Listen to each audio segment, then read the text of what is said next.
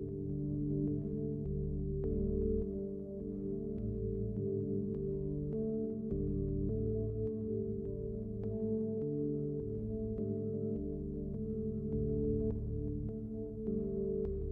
objets sensibles nous amusent et parfois nous amollissent.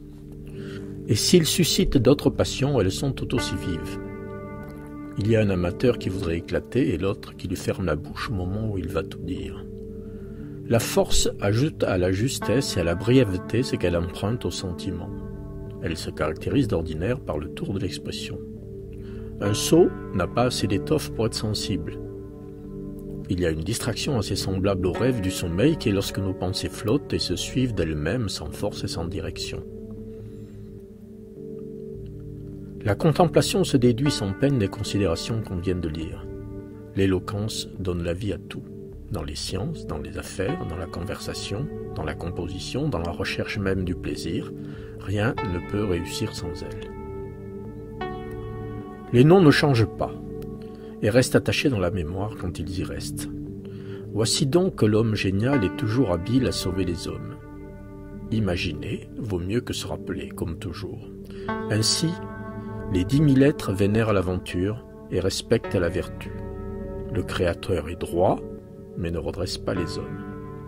Il semble que c'est une espèce de hasard quand la nature a sorti ses divers mérites dans un même homme. Souvent, son âme est en lui comme un enfant, comme un petit enfant contre sa mère. Quand nous éprouvons de l'amour ou de la haine, quand nous nous sentons joyeux ou tristes, c'est bien notre sentiment lui-même qui arrive à notre conscience avec les 1000 nuances fugitives et les 1000 résonances profondes qui en font quelque chose d'absolument nôtre. Toutefois, l'homme a des mérites. La gaieté plus proportionnée à notre faiblesse que la joie nous rend confiants et hardis, donne un être et un intérêt aux choses les moins importantes, fait que nous nous plaisons par instinct en nous-mêmes, dans nos possessions, nos entours, notre esprit, notre suffisance, malgré d'assez grandes misères. La vérité n'a pas besoin d'être dite pour être manifeste.